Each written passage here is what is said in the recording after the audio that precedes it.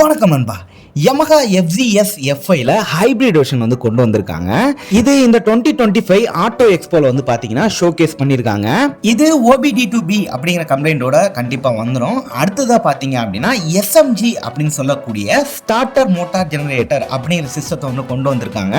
கூடவே பாத்தீங்க அப்படின்னா ஒரு மைல்டான ஹைபிரிட் டெக்னாலஜி கொண்டு வந்திருக்காங்க அப்படிங்கறத சொல்லணும். இது நம்ம ஏற்கனவே Yamahaவோட ஸ்கூட்டர்ஸ்ல இந்த ஃபேசினோ இந்த மாதிரி ஸ்கூட்டர்ஸ் எல்லாம் பார்த்திருப்போம். ஹைபிரிட் டெக்னாலஜி அதே மாதிரியான ஒரு டெக்னாலஜி தான் வந்து இதுலயும் கொண்டு வந்திருக்காங்க. இது ஒரு சைலண்டான ஸ்டார்ட்டும் அதே மாதிரி இமிடியேட் ஸ்டாப் அண்ட் ஸ்டார்ட் அந்த மாதிரி விஷயங்கள்லாம் வந்து இது கொடுக்கும் அப்படிங்கிற மாதிரி சொல்லியிருக்காங்க. இதனால நமக்கு அவுட்புட் என்ன கிடைக்கும் அப்படின்னு கேட்டீங்கன்னா ஃபியூலோட எஃபிஷியன்சி வந்து இன்க்ரீஸ் ஆகும் அப்படிங்கிற மாதிரி சொல்லியிருக்காங்க. அடுத்ததாக முக்கியமாக சொல்லக்கூடிய விஷயம் என்ன அப்படின்னு கேட்டிங்கன்னா 4.2 இன்ச்க்கான ஒரு டிஎஃப்டி டிஸ்பிளே கொடுத்துருக்காங்க. ஸ்மார்ட் ஃபோன் இன்டகிரேஷனோட இதில் நீங்கள் கால் அலர்ட், எஸ்எம்எஸ் அலர்ட், நேவிகேஷன் இது மாதிரி எல்லா ஃபீச்சர்ஸும் நீங்கள் வந்து யூஸ் பண்ணிக்க முடியும்.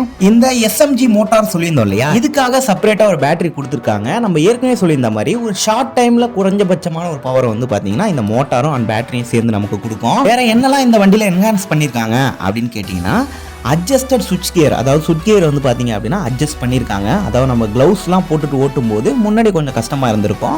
இப்போ அதெல்லாம் வந்து பார்த்தீங்க அப்படின்னா ரிவைஸ் பண்ணியிருக்கதா சொல்லியிருக்காங்க. அடுத்ததாக பார்த்தீங்கன்னா அடிஷ்னல் கலர்ஸ் வந்து 2 கொடுத்துருக்காங்க.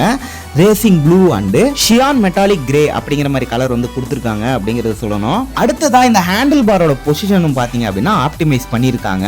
ஹாரன் சுவிட்சோட பொசிஷனும் பார்த்தீங்க அப்படின்னா ரீஸ்டோர் பண்ணியிருக்காங்க அப்படிங்கிறத சொல்லணும். இதில் கொடுத்துருக்க இன்ஜினை பொறுத்த வரைக்கும் ஏற்கனவே உள்ள அதே ஸ்டாண்டர்டான ஒரு இன்ஜின் தான். 149 சிசிக்கான ஒரு சிங்கிள் சிலிண்டர் இன்ஜின் கொடுத்துருக்காங்க. இது அதிகபட்சமாக 12.4 ஹார்ஸ் பவரையும் 13.3 நியூட்டன் டார்க்கையும் வந்து ப்ரொடியூஸ் பண்ணும். இதில் 5 ஸ்பீட் கியர் பாக்ஸ் கொடுத்துருக்காங்க.